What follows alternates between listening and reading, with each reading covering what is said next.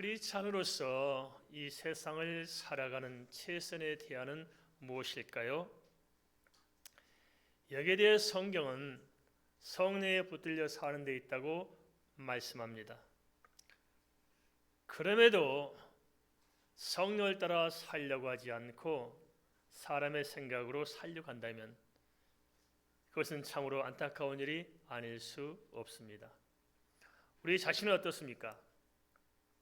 우리의 삶을 이끌어가는 원동력이 성령으로 계시된 영적인 생각입니까? 아니면 내 속에서 우러나는 사람의 욕망에 의해서 주어지는 생각입니까? 만일 후자라면 삶에 대한 영적인 통찰력부터 우리가 바른 세계관에서 다시 해석하고 다시 접근할 줄 압니다. 야고보서 4장 14절은 인생에 대해서 이렇게 말하고 있습니다. 내일 일을 너희가 알지 못하는도다. 너희 생명이 무엇이냐? 너희는 잠깐 보이다가 없어지는 안개니라. 야고보서 4장 14절 말씀을 통해 우리의 삶을 멀리서 바라본다면 성령의 인도를 놓친 삶은 너무나 불확실하고 또 너무나 허망할 수밖에 없을 것입니다. 이 점을 좀 우리가 먼저 명확히 짚고 넘어갔으면 좋겠습니다. 그럼 성령께 붙들려 살아가기 위해서는 어찌해야 할까요? 잠언 3장 5절 6절은 이렇게 알려주고 있습니다. 너는 마음을 다하여 여호와를 신뢰하고 내 명철을 의지하지 말라. 너는 범사의 그를 인정하라. 그리하면 내 길을 지도하시리라. 무엇이라고 말씀하고 있습니까? 마음을 다하여 여호와를 신뢰하고 자기 명철을 의지하라. 의지하지 말라. 의지하지 말라고 말씀하고 있습니다. 그것이 바로 성령을 붙들고 사는 것입니다. 사람의 생각은 누구나 단편적이고 주관적이며 피상적일 수밖에 없습니다. 그렇지만 성경은 하나님의 모든 섭리를 하나님께서 붙들고 계시기 때문에 근원적이고 본질적인 기준과 대안을 우리에게 제시해주고 있습니다. 그러기에 삶에 대한 최선의 방안은 뭐냐? 사람의 생각을 붙들고 사는 것이 아니라 성령께서 내게 하시는 생명 음성을 듣고 이 성령을 붙들고 사는 데 있을 것입니다.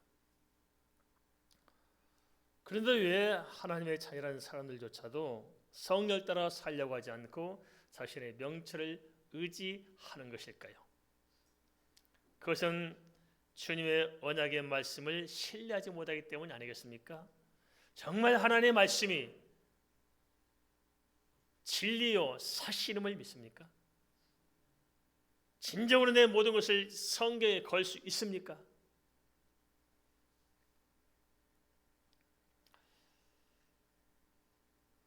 문제는 하나님의 말씀을 100% 신뢰하지 못하다 보니까 성령의 은혜에서 멀어질 수밖에 없다는 것입니다.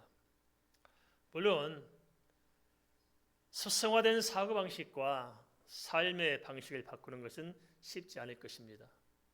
하지만 설령 그럴지라도 이유불문하고 말씀과 기도로 우리가 좀 변화돼서 성령을 붙들고 살아야만 하는 것입니다.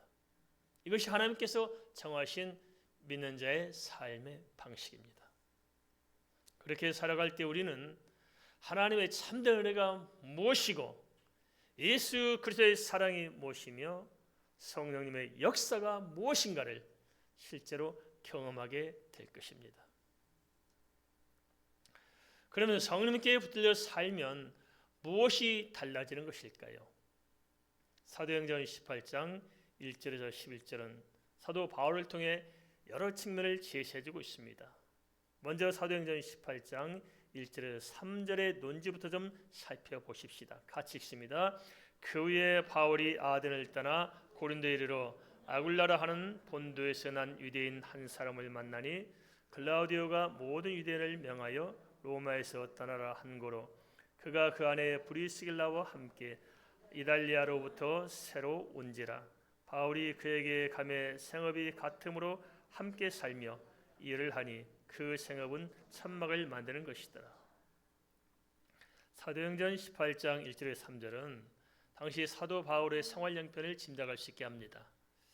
사실 바울만이 아니라 우리 또한 현실적으로는 가장 밀접하게 와닿는 부분이 뭐예요? 돈, 그죠? 우리 경제적인 문제가 누구나 가장 가깝게 현실적으로 늘 부딪히는 문제일 것입니다. 그러면 성령께서는 당시 바울의 형편과 실정을 어떻게 해결하도록 하셨을까요? 성령께서는 바울로 하여금 로마 교회 초창기 성도였던 유대인 아굴라와 그 아내 브리스길라를 만나도록 하셨습니다. 아굴라는 현재 튀르키예에 있는 본도 출신으로 로마에서 장막진 일을 하다가 그의 아내와 함께 고린도로 이주한 것입니다. 그것은 로마의 네 번째 황제 글라우디에서 AD 49년에서 54년 사이에 시행되었던 유대인 추방령 때문이었습니다. 물론 아굴라와 브리스길라 역시도 난처한 상황에 직면했을 것입니다. 그런데 성령님께서는 이러한 상황에서 바울과 이 아굴라가 서로 이렇게 만나도록 이렇게 이끌어내셨습니다. 그래서 장막진 일을 함께 하도록 함으로써 서로의 필요를 채우도록 하신 것입니다. 어떤 분은 이렇게 복권을 사놓고 이렇게 기도하시는 분이 계세요. 당첨되게 해달라고. 어떤 분은 복권 사지도 않으면서 복권 당첨되려고 기도하시는 분도 계시죠. 하나님은 그런 식으로 역사하지 않습니다. 그건 사람의 생각이에요. 하나님은 바로 이렇게 만남을 통해서 일을 풀어가신 것입니다. 나중에 신라가 빌립보 교회에서 모아준 연부를 가지고 오긴 했지만 당시에 이 바울은 스스로 일을 내서 돈을 벌고자 했습니다. 그것은 복음 전도가 돈벌이 수단으로 비춰지는 것을 원치 않았기 때문입니다. 당시 로마에는 철학자나 종교인들이 돈을 받고 가르치는 관행이 있었기 때문에 바울도 그럴지라도 돈 때문에 저 사람이 저런구나 싶은 오해를 받고 싶지 않았습니다. 그런가 하면 성도들에게 노동을 통해서 일하지 않고 게으른 성도들에게 열심히 일하는 모습을 통해서 뭔가 본을 보이고 싶었을 것입니다. 이러한 전후 사정을 내다보시고 성령님께서는 바울과 생업도 갖고 복음 전도 열심히 했던 아굴라와 브리스길라 부부를 한 팀으로 묶어 주셨던 것입니다. 그런데 결과적으로는 장막지는 이러한 일들을 통해서 복음 전파의 접촉점을 열어가게 되었습니다. 한 가지 보편적으로 사람들이 생각하는 물질 축복과 성경의 입장에 대해서 좀 정리가 됐으면 좋겠습니다. 우리는 사람의 생각을 가지고 성경을 해석해서 성경을 내 뜻에 맞추고 우리가 그렇게 고집하는 경향이 있습니다. 그렇지만 사람의 욕심에서 나온 생각과 성령께서 주신 생각은 분명 다르다는 사실들을 알아야 됩니다. 빌립보서 4장 12절은 이렇게 말씀하고 있습니다. 성령께서 채워준 축복이 무엇인가를 구체적으로 말씀하고 있는데요. 뭐라 말씀하시냐면 나는 비천에 처할 줄도 알고 풍부에 처할 줄도 알아. 우리는 풍부에 처할 줄을 아는데 비천에 처할 줄을 모르죠. 그러고 싶지도 않고 모든 일 곧 배부름과 배고픔과 풍부와 궁핍에도 처할 줄 아는 일체의 비결을 배웠노라. 성경의 물질 축복은 많은 재물에 있는 것이 아니라 물질을 다스리고 관리해야 할 줄 아는 그 믿음의 권세에 있는 것입니다. 빌립보서 4장 10절 말씀대로 성령께서 주시는 지혜의 근간 일체의 비결을 체득하는 것, 그것이 바로 물권입니다. 동의하십니까? 이처럼 성령 은혜 안에 사는 사람들은 형편에 상관없이 하나님께서 나를 통해 행하신 일들을 봄으로써 명확한 확신을 가지게 될 것입니다. 그것은 성령께서는 지혜를 주시든지 또는 사람을 붙여주시든지 또는 환경과 형편을 바꿔주시든지 반드시 우리 자신을 최선의 길로 인도하시기 때문입니다. 따라서 중요한 것은 말씀과 기도로 변화받고 성령으로 충만하여 성령을 붙들고 사는 것입니다. 성령을 쫓아 사시겠습니까? 돈을 쫓아 사시겠습니까? 한번 돈 쫓아 사는 사람 치고 돈 문제가 해결되는 사람이 하나도 없어요. 깊이 잘 생각해야 됩니다. 그것이 바로 사람의 지혜로 사는 것입니다. 하나님의 지혜로 사는 것은 성령을 쫓아 사는 것입니다. 살다 보면 성령께서 때를 따라 돕는을 더하여 주신 것입니다. 돈 쫓아 살지 말고 성령 쫓아 사십시다. 그렇게 하시겠습니까? 그래도 돈이 우선이어야겠죠. 오히려 많은 돈을 가지고 그 돈 때문에 인생을 망친 사람들이 많습니다. 그러면 작은 재물로 살아갔지만 오히려 그 작은 재물이 유익하게 쓰임받아서 큰 재물보다 가치 있게 살아가는 사람들이 있습니다. 잘 분별해야 됩니다. 이어서 성령께 붙은 사람들에게 주어지는 만남의 축복이란 어떤 것인지 생각해 봤으면 좋겠습니다. 사도행전 18장 4절에서 6절을 살펴보겠습니다. 사도행전 18장 4절 6절 함께 읽습니다. 안식일마다 바울이 회당에서 강론하고 유대인과 헬라인을 권면하니라. 실라와 디모데가 마게도냐로부터 내려오매 바울이 하나님의 말씀에 붙잡혀 유대인들에게 예수는 그리스도라 밝히 증언하니 그들이 대적하여 비방하거늘 바울이 옷을 털면서 이르되 너희 피가 너희 머리로 돌아갈 것이요 나는 깨끗하니라. 이후에는 이방인에게로 가리라 하고. 사도 바울은 고린도에 있는 유대인들에게도 조직적이고 집단적이고 제도적인 반발에 부딪혔습니다. 한데 이건 정말 고통스러운 일이었을 것입니다. 그런데 어떻게 이렇게 핍박을 당하는, 내게 핍박을 주는 그런 사람들이 내게 만남의 축복이 될 수 있을까요? 표면적으로 본다면 축복이 아니라 저주에 가까운 것이 아닌가 싶습니다.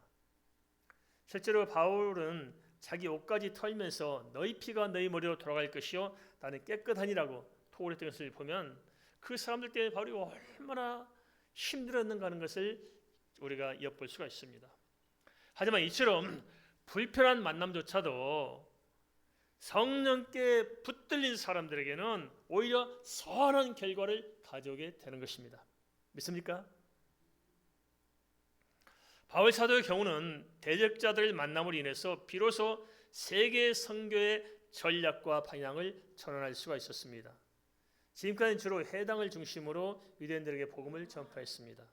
한데 유대인들의 무자비한 대적으로 말미암아서 주님께 원래 받았던 사명 그대로 본격적으로 이방인 선교로 마음을 이렇게 굳히게 됐다는 것입니다.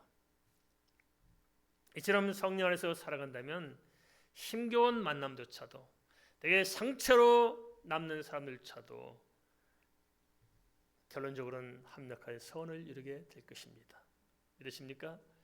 그러게 성령께 붙들려 산다면 이런 힘겨운 만남이 또한 축복이 될 줄 믿습니다.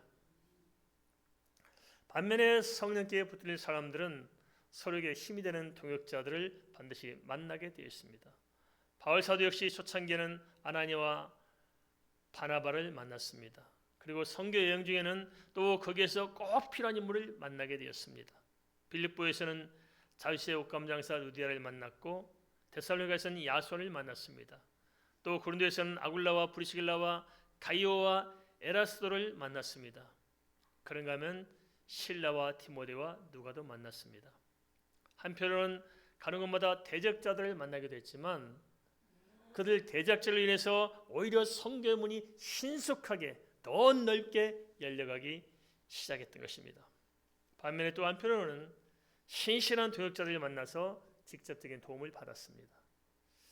누구를 만나든지 이처럼 성령님을 붙들고 사는 사람에게는 모든 만남이 궁극적으로 축복이 되는 줄 믿으시기 바랍니다. 그러게 성령 안에만 있다면 결국 모든 만남은 유익한 결과를 가져다 줄 것입니다. 이어서 사역과 삶의 현장에 임하는 성령 하나님의 구체적인 인도에 대해서 좀 살펴봤으면 좋겠습니다. 사도행전 18장 7절 8절 말씀은 그 신뢰를 이렇게 보여주고 있습니다. 함께 읽겠습니다. 사도행전 18장 7절 8절입니다. 거기서 옮겨 하나님을 경외하는 디도 유스도라 하는 사람의 집에 들어가니 그 집은 회당 옆이라.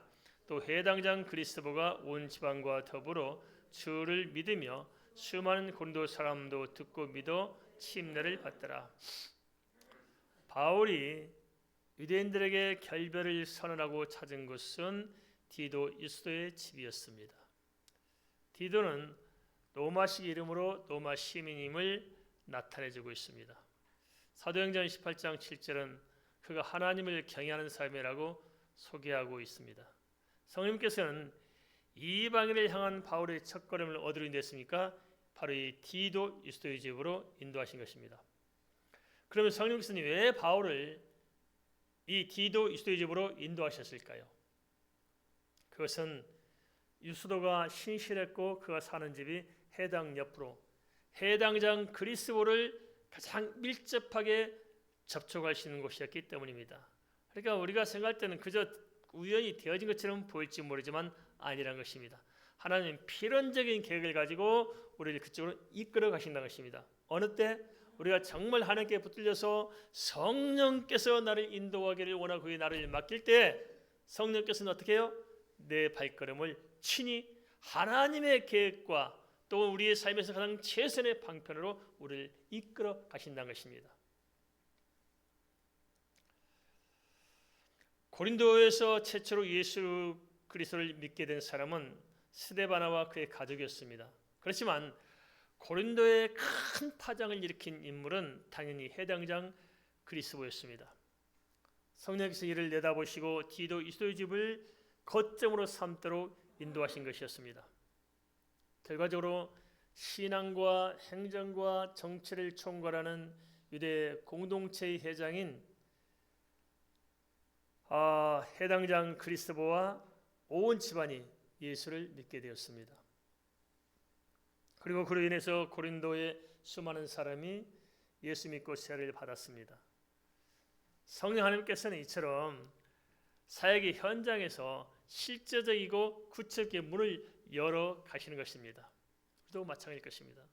성령께서는 그냥 막연하게 그냥 계신 것이 아니고 구체적으로 우리 가운데 오시면 우리 마음과 뜻과 생각을 움직여서 성령의 뜻을 이루도록 하시고 우리의 삶을 구체적으로 인도하시는 것입니다. 사람으로서는 다 헤아려 알 수 없지만 성령님께서는 모든 형편과 모든 상황을 아시기 때문에 항상 최선의 길로 인도하실 것입니다. 믿습니까? 우리 최선의 길로 인도하실 것입니다. 한번 따라서 하겠습니다. 하나님께서는 나를 최선의 길로 인도하신다. 믿습니까? 그렇게 안 되는 이유가 뭘까요? 내가 내 마음대로 가. 그죠? 내가 내 마음대로 가. 하여튼 우리가 못된 성질이 있어요. 어쩌든지 우리는 우리 성질의 머리대로 해보고 싶어. 그래서 안 되는 겁니다. 잠언 16장 9절은 이렇게 말씀하고 있습니다. 사람이 마음으로 자기의 길을 계획할지라도 그 걸음을 인도하시는 여호와시니라. 누가 우리의 길을 인도하신다고요? 여호와십니다. 우리가 아무리 계획이 많아도 하나님께서 허락해 주지 않으면 안 된다는 거예요. 특별히 예수 믿는 사람은 그렇습니다. 이미 하나님께서 작정해 놓으셨어요. 이는 비단 복음을 전파하는 사역 현장에서뿐만 아니라 우리 일상적인 삶에서도 마찬가지입니다. 우리가 지속적으로 성령께 붙들려 산다면 하나님의 계획과 섭리는 사람의 능력이나 환경 형편에 상관없이 하나님의 은혜로, 하나님의 능력으로, 하나님의 인도하심으로 이루어지게 되어 있다는 것입니다. 그러므로 성령님께서는 항상 최선의 길로 인도하심을 의심하지 말고 좀 믿으면 안 될까요? 믿어봅시다.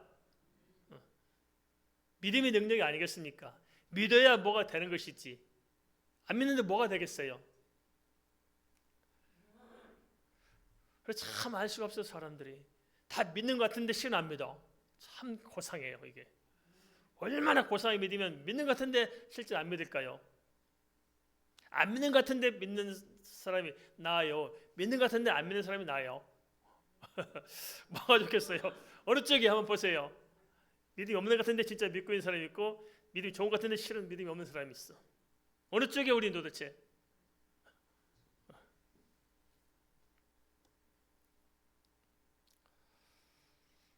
사람의 목숨 어떤 상황에 직면했을지라도 성령을 붙들고 살면 됩니다. 그러면 누가 책임져요? 성령께서 책임져 주시는 거예요. 알겠습니까? 그게 우리가 잘 아는 주님이 가르치는 기도에도 잘 나타났잖아요. 일용할 양식을 주옵시고. 일용할 양식을 우리는 구할 뿐이에요. 주긴 누가 주셔야 돼요? 하나님이 주셔야 돼요. 책임이 우리에게 있어요? 하나님께 있어요? 하나님께 있어요. 아기를 낳았어요. 먹고 자라는 게 아기 책임이에요? 엄마 아빠 책임이에요? 엄마 아빠 책임이에요. 태어날 때부터 자기 먹을 거 도시락 싸가지고 태어나서 손 들어보세요. 없어. 애가 나오더니 그냥 또 보따리 하나 나와요. 뭔가 풀어봤더니 막 입으로 옷도 싸놓고 도시락도 싸가지고 돈도 싸가지고 나왔어. 있어요? 없어. 부모 책임이에요. 마찬가지로 우리 하나님의 자녀잖아요. 그럼 우리가 우리 인생을 책임지겠어요? 하나님이 책임지겠어요? 하나님이 책임져 주세요. 알겠습니까? 근데 우리가 그래서 믿음으로 받아들이면 믿음으로 역사가 일어나고 은혜가 임하는데 우리 안 하는 거예요. 안 믿어 끝까지. 그럼 내가 어떻게 해보려고 그래요? 그러니까 뭐가 되는 게 뭐 있습니까 이게? 말만 죽겠다 힘들다 하나님 도와주셔야 해놓고는 사인이 안 맞고 코드가 안 맞아. 그러잖아요. 늘 하는 이야기입니다만은 좀 전기 코드로라도 좀 접지다 꽂아놔야 뭐 에어컨도 되고 뭐 컴퓨터 돌아가는 것인데 코드는 뽑아놓고는 이러고 있는 거예요. 돼요 안 돼요? 안 돼요. 그래서 한번 좀 결단해야 됩니다. 믿으려면 진짜 믿고 말려면 말든지 해야지. 되겠어요? 이것도 아니고 저것도 아니고. 그러니까 아무리 역사가 없고 예수 믿는 게 재미가 없는 거예요. 예수 믿고 살면은 하나님이 살아계시기 때문에 매일매일 우리가 경험할 수 있잖아요. 근데 그게 안 되는 이유가 뭐예요? 안 믿는데 뭐가 있겠어요, 그죠? 내 생각만 복잡해. 머리를 계산하라고 머리가 뜨거워. 너무너무 생각이 많이 있어 소갈물이 다 빠져. 대머리들은 해결하시기 바랍니다. 이게 문제가 심각해. 그렇다고 해서 머리 안 빠진 사람들은 뭐 경건하냐? 참 또 생각 다시 해봐야 돼 또.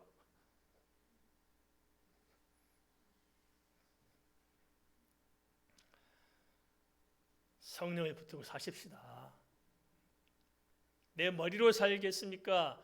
하나님의 지혜로 살겠습니까? 어느 인생이 복된 인생이 될까요? 마지막으로 왜 우리가 그렇다면 성령을 붙들고 살아야 하는가? 그런 점을 생각해 보기 원합니다. 사도행전 18장 9절에서 11절을 좀 같이 읽겠습니다. 사도행전 18장 9절에서 11절입니다. 밤에 주께서 환상 가운데 바울에게 말하시되 두려워하지 말며 침묵하지 말고 말하라. 내가 너와 함께 있음에 어떤 사람도 너를 대적하여 해롭게 할 자가 없을 것이니 이는 이 성중에 내 백성이 많음이라 하시더라. 1년 6개월을 머물며 그들 가운데서 하나님의 말씀을 가르치니라. 주님께서는 밤에 환상 가운데 나타나셔서 두려워하지 말고 침묵하지 말고 복음을 전파라고 말씀하셨습니다. 그리고 해롭게 할 자는 없을 것이며 이 성중에 믿고 돌아올 자가 많을 것이라고 알려주셨습니다. 성령께 붙들려 산다면 이처럼 성령의 세미한 음성을 들으며 깊이 교제하게 될 것이고 모든 여정을 성령께서 친히 인도하심을 알게 될 것입니다. 기도하고 정말 하나님께 매달려 사신 분들은 무슨 말씀인지 이해가 되시죠? 실제 이런 일들 경험을 살고 계시죠? 저도 마찬가지입니다. 뭐 짧은 시간에 그런 걸 이야기할 결이 없습니다만은 저도 성령께서 알려주신 게 참 많습니다. 알려주신 것. 그런데 희한하죠. 성령께서 알려주신 대로 돼요 모든 게. 그래서 여기까지 왔습니다. 제가 알아야 할 것을 성령께서 꿈을 통해 보여주든지 환상을 통해 보여주든지 기도 중에 감동을 통해 보여주든지 알게 하셔요. 근데 꼭 그렇게 됐더라고요. 또 그것도. 그렇기 때문에 예수 믿고 사는 것이 참 신기하고 참 그렇게 신비스럽고 뭔가 좀 감동이 있습니다. 하나님께서 이렇게 인도하신 거구나. 어떤 경우는 정말 하나님께서 너무 섬세하셔서 속까지 다 들여다보고 계신 걸 많이 느껴요. 제가 무슨 생각을 하는지, 무슨 말 먹고 있는지, 뭐 때문에 제 꼬라 있는지를 다 아셔요. 그런데 가만 보면 그거는 하나님의 속삭임다 하면 또 그걸 하나님께서 알아서 풀어주시래. 또 희한하게 풀으셔요. 어떻게 그렇게 하나님께서 정확하게 아시게 풀어내실까? 그러니까 뭘 꼼짝할 수가 없는 것 같아요. 나도 좀 가끔 좀 여유 좀 부리고 싶은데 그게 안 되는 거예요. 이게 하나님께서 지켜본다는 사실을 명확히 알기 때문에 안 되는 겁니다.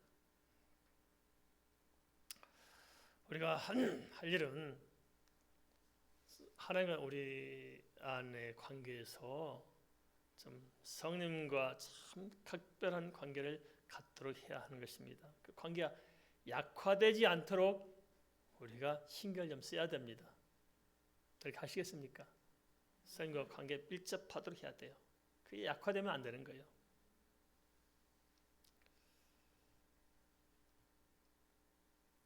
혹시라도 매사에 기쁨이 없거나 무기력하거나 무감각하게 살아가시는 분은 안 계신지 모르겠습니다. 아니, 그렇다면 그 이유는 무엇일까요? 예수 믿는다고 말하고 사는데 내 안에 예수님의 역사가 없는 이유는 무엇이냐는 것입니다. 우리가 불을 만지면 손이 뜨거워요? 안 뜨거워요? 그런데 안 뜨거운 사람도 있어. 뭐가 문제일까요? 그 사람의 문제죠. 마비된 거죠. 이렇게. 뜨거워야 정상이죠. 그럼 예수 믿으면 성령의 불이 우리에게 임하면 우리 심령이 뜨거워질까요? 아무 감각이 없을까요? 그런데 아무 감각이 없는 이유는 뭐예요? 나 믿음이 그렇게 커서 그럴까요?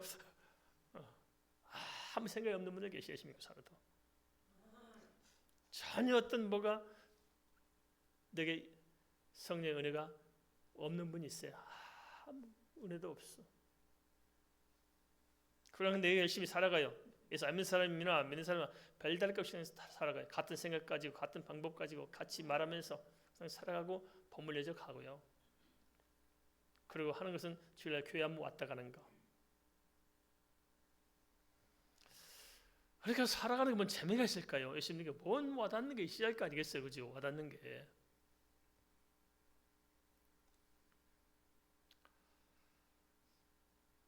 그 이유가 무엇인가를 잘 생각해야 됩니다. 그것은 내가 내 인생의 주인이 돼서 내 생각을 가지고 내가 나를 고집하며 내 자아에 붙들려 살기 때문에 그런 거 아닐까요? 가만히 생각해 보세요. 내 주인이 납니까? 성령님이십니까? 잘 생각해야 돼요. 내가 내 주인이 되면 내 생각으로 살고 내 능력으로 살고 내 계획 가지고 내가 붙들고 내가 어떻게 해보려고 그런 거예요. 내 힘으로 살려고. 그런데 이걸 바꿔야 됩니다. 아시겠습니까? 바꿔야 돼요. 성령께 붙들리면 기도에서 응답받아 은혜로 살게 됐습니다. 알겠습니까? 우리 어떻게 살아야 될까요? 내 생각 가지고 내 힘으로 내가 내 수단 가지고 사는 게 좋아요. 성령께서 기도할 때마다 응답해 주셔서 그 하나님께서 내 인생을 열어가는 모습을 내가 경험하며 사는 게 좋아요. 전자입니까? 후자입니까?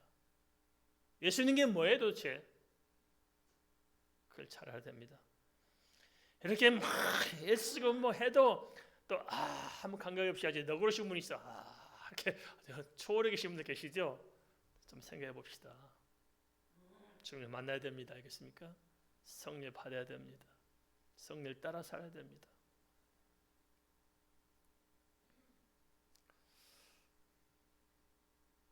내 방식을 버리지 못하면 성령의 은혜에서 멀어져요.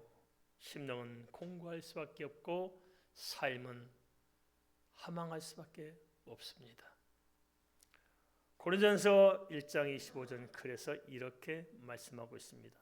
하나님의 어리석음이 사람보다 지혜롭고 하나님의 약하심이 사람보다 강하니라. 그럼에도 사람의 지혜를 고집한다면 그 자체가 믿음이 없는 것이고 어리석은 일입니다. 지금까지는 어떻게 살아왔든 이제부터라도 성령의 음성을 좀 듣고 영적으로 좀 깨어서 성령을 강하게 좀 붙잡고 살아가시기를 축원드립니다. 그러면 그 순간부터 성령께서 인도하시는 참된 평안과 참된 삶을 우리가 경험하게 될 것입니다. 요셉이나 다니엘이나 바울 사도만이 아니라 우리에게도 성령의 세밀한 음성이 들려지게 될 것입니다. 무엇보다도 우리가 이런 일에 대해서 영적인 원리를 좀 다시 이해했으면 좋겠습니다. 요한복음 15장 5절은 이렇게 말씀하고 있습니다. 나는 포도나무요 너희는 가지라. 그가 내 안에 내가 그 안에 거하면 사람이 열매를 많이 맺나니 나를 떠나서 내가 아무것도 할 수 없습니다. 우리는 주님을 떠나서도 얼마든지 내가 할 수 있다고 생각해요. 아닙니다. 주님을 떠나서는 아무것도 할 수 없습니다. 요한복음 15장 5절은 주님과 우리의 관계를 이렇게 포도나무하고 가지의 관계로 이렇게 비유해서 설명해 주고 있습니다. 그러면 가진 우리가 열매를 맺을 수 있는 방안은 무엇일까요? 그것은 나무에 제대로 붙어 있으면 됩니다. 동의하십니까? 나무에 붙어 있으면 열매가 맺혀요. 그럼 나무에 붙어 있지 않으면 열매 맺혀져요? 안 맺혀져요? 안 맺혀져요. 이처럼 주님과 우리가 온전히 연합하도록 하는 것이 성령께 붙들려 사는 것이고 또한 우리는 이 성령님을 우리가 붙잡고 사는 것입니다. 성령께서 우리를 붙들어 주시고 우리는 또한 성을 붙잡고 사는 것, 이것이 오늘 우리가 해야 할 일이 아닐까요? 물론 성령께 붙들린 삶이 현실의 삶에서 만사형통한다는 것을 의미하지는 않습니다. 그와 반대로 성령께 붙들림으로써 때로는 오히려 고난과 시련에 부딪힐 수도 있습니다. 바울도 그렇잖아요. 성령께 붙들리는데 바울이 이사장적 가치로 본다면은 바울이 무슨 이렇게 호화호식하고 만사형통하고 살았던 게 아니잖아요. 하지만 성령께 붙들린 삶은 결국 하나님의 영광을 드러내게 되어 있습니다. 고난을 당할지라도 성령께 붙들린 사람들은 그 고난이 오히려 승리의 돌파구가 되는 것입니다. 절망이 다가올지라도 진짜 성령에 붙들린 사람은 결국 그 절망이 우리에게 큰 소망을 가져줄 것입니다. 시련을 당한다 할지라도 성령 안에 있으면은 오히려 그 시련 때문에 우리는 변화를 받고 거룩해질 것이고 그 시련의 연단을 통해서 우리는 지혜롭게 될 것이고 그 모든 시련과 뼈아픈 순간들을 통해서 더욱더 강하고 담대하게 거듭날 것입니다. 그러기에 성령께 붙들려 사는 사람은 주님 앞에서 결코 후회 없는 삶을 살게 되어 있습니다. 설령 우리의 현실이 내세울 것이 없는 초라한 삶이라 할지라도 최소한 하나님 앞에서는 내가 성령에 붙들려 산다면 내 삶 자체가 가치가 있어지고 의미가 있어지고 나란히 존재하는 한 인간이 많은 사람들에게 감동으로 남을 것입니다. 그러기에 중요한 것은 이제부터 우리가 말씀과 기도로 더욱 거룩해지고 날로 성령으로 충만해지는 것입니다. 우리가 성령님과 좀 더 깊이 통해한다면 어떤 상황에 직면해 있든지 성령님께서는 기필고 합력하여 소원을 이루실 줄 믿습니다. 우리 말씀을 생각하면서 함께 기도하겠습니다.